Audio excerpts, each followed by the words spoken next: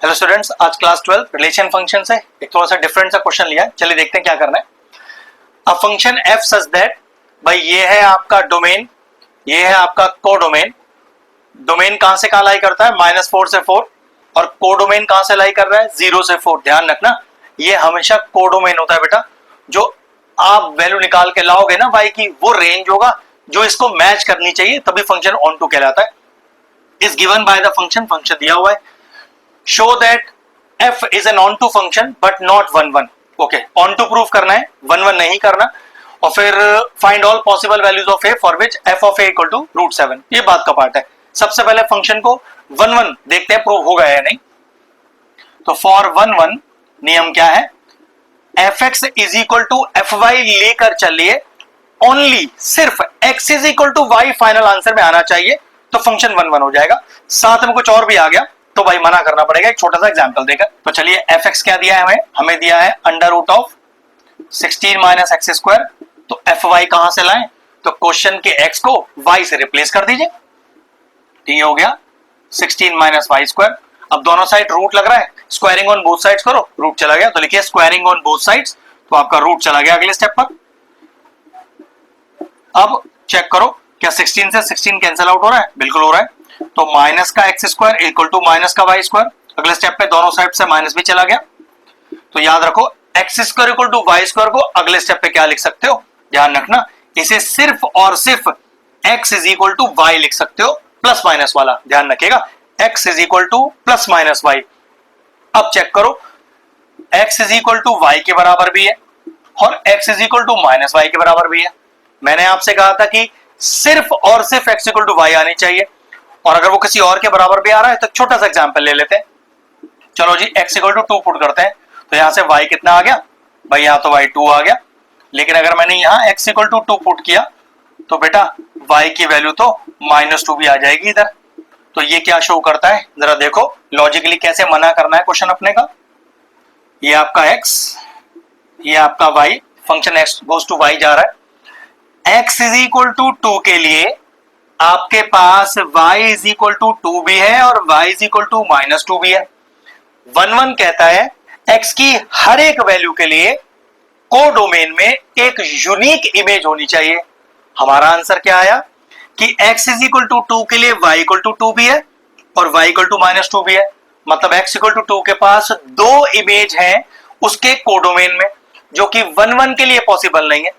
Possible क्या है कि x इक्वल टू 2 या तो y इक्वल टू 2 हो सकता है या वो -2 हो सकता है, कुछ भी हो सकता है, लेकिन सिर्फ एक ही इमेज होनी चाहिए। तो लास्ट में लिखना है कि for x equal to 2 there are 2 images in codomain, hence the given function is not 1 1। हमें देखो नॉट 1 1 ही प्रूफ करना था, पहला पार्ट तो आ गया। चलते हैं ऑन टू की तरफ। ध्यान रखना, सारा मजा ऑन टू को प्रूफ करने में ही है, क्योंकि ऑन टू के करने के अलग अलग तरीके हैं अलग अलग क्वेश्चन के लिए। वो इसलिए क्योंकि ऑन टू प्रूव करने के लिए पहले आपको रेंज निकालना होता है, और रेंज का कोई एक पर्टिकुलर मेथड नहीं है। जैसे जैसे क्वेश्चन चेंज होता है रेंज का तरीका भी चेंज हो जाता है, इसलिए ऑन टू भी चेंज हो रहा है। ठीक है, चलो सबसे पहले अपना क्वेश्चन y लेट लेते हैं। y is equal to fx is equal to √16 - x²। जैसे y की वैल्यू x की टर्म में है तो आप क्या करो, पहले x की वैल्यू y की टर्म में निकालो। इस दोनों को लेते हैं, तो y is equal to √16 - x²। Squaring on both sides करो, तो वहां से रूट चला जाएगा, यहां स्क्वायर आ जाएगा। हम क्या कर रहे हैं, जैसे y की वैल्यू x की टर्म में आई हुई है, हम ऑन टू निकालने के लिए पहले x की वैल्यू को y की टर्म में लाएंगे। तो देखो ये कितना हो गया, माइनस का x² जाके प्लस का हो गया, उधर y² को ले जाइए जो कि नेगेटिव हो जाएगा। यहां से x का स्क्वायर हटाइए, तो √16 - y² आ गया। ठीक है, हम x का वैल्यू y की टर्म में ले आए। अब ध्यान से, अगर कोई नंबर रूट में है तो भाई दो काम हो सकते हैं। वो रूट के अंदर की वैल्यू 0 आ सकती है, बिल्कुल आ सकती है, ग्रेटर देन 0 भी आ सकती है, लेकिन लेस देन 0 नहीं आएगी, क्योंकि रूट में नेगेटिव साइन एक कॉम्प्लेक्स नंबर होता है, एक नॉन रियल क्वांटिटी है, और हमारी पूरी मैथमेटिक्स रियल क्वांटिटी पर बेस्ड है। तो आप कह सकते हैं हियर, ध्यान से देखिएगा कि भाई ये 16 - y² 0 हो सकता है, 0 से बड़ा हो सकता है, क्योंकि रूट के अंदर का टर्म है। आओ इसे सॉल्व करते हैं। जरा 16 को उधर लेके जाइए इनइक्वालिटी के, तो -y² greater than equal to minus का 16। ठीक है, अब आते हैं 11th क्लास की इनइक्वालिटी पर। अगर आपने कभी भी अपने y से नेगेटिव साइन हटाया तो बेटा ये इनइक्वालिटी रिवर्स हो जाएगी। क्वेश्चन राइज होता है कि सर आप y से नेगेटिव हटाओगे तो 16 से भी हट जाएगा। बिल्कुल हट जाएगा। y से हटेगा, हाँ जी हटेगा, तो इनइक्वालिटी रिवर्स कर दीजिए। तो y square less than equal to 16, y less than equal to under root 16, तो y less than equal to plus minus 4। अब इनइक्वालिटी का एक नियम सिखाता हूं। अगर y less than equal to plus minus a की फॉर्म में क्वेश्चन है तो डायरेक्टली लिख सकते हो उसे, क्या y greater than equal to minus a less than equal to plus a या फिर a। चेक करो हमारा फॉरवर्ड भी y less than equal to plus minus में है, बस तो आप क्या लिखोगे, y greater than equal to minus 4 but less than equal to 4। लेकिन सारा ट्विस्ट यहीं पर है। अब जरा क्वेश्चन पर आओ, क्योंकि क्वेश्चन fx जिसको y बोलते हैं, क्वेश्चन fx जिसे y बोलते हैं, ये y किसके बराबर है, under root of 16 minus x square के। y की वैल्यू -4 या -4 से बड़ी आ सकती है, माइनस का 5, तो 16 माइनस 25 हो जाएगा, रूट के अंदर नेगेटिव साइन।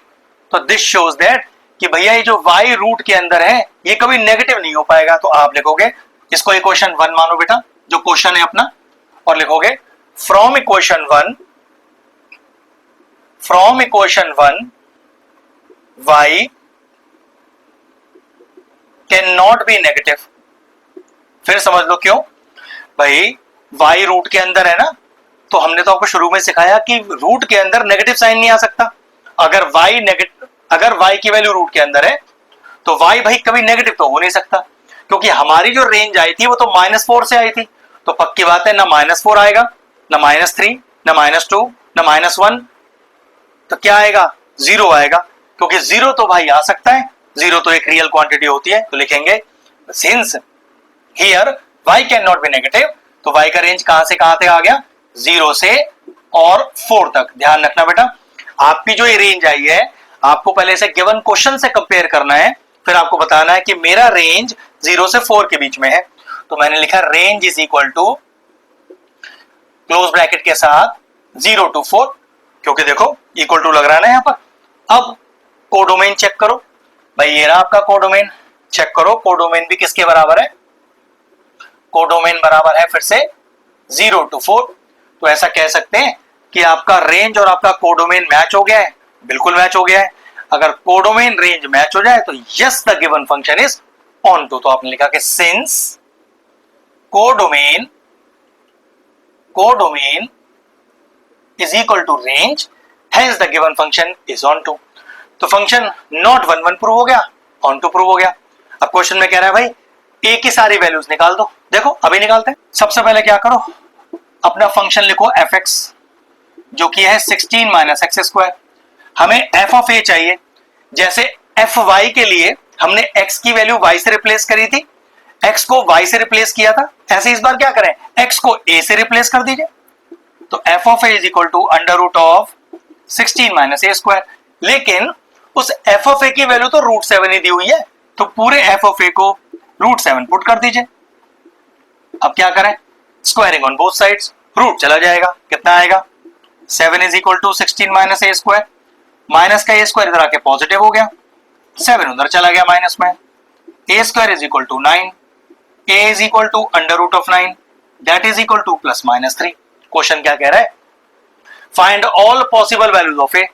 तो what are the possible values of a? तो a is equal to -3 and 3, दो वैल्यूज आ गई आपकी पॉसिबल इसकी, बस क्वेश्चन फिनिश हो गया। एक यूनिक और शानदार सा क्वेश्चन था। अच्छे से ऐसे क्वेश्चनों की प्रैक्टिस करिए। अगर इस तरह के और इंटरेस्टिंग वीडियोस देखना चाहते हैं तो चैनल की प्लेलिस्ट में जाएं, वहां रिलेशन एंड फंक्शन की सेपरेट प्लेलिस्ट बनी हुई है, वो प्लेलिस्ट में एंड स्क्रीन में भी डाल दूंगा, और सारे इंपॉर्टेंट चैप्टर्स की प्लेलिस्ट के साथ जाकर उन्हें भी चेक कर लीजिएगा। एक शानदार सा क्वेश्चन था, फिनिश हुआ, वीडियो फिनिश करते हैं।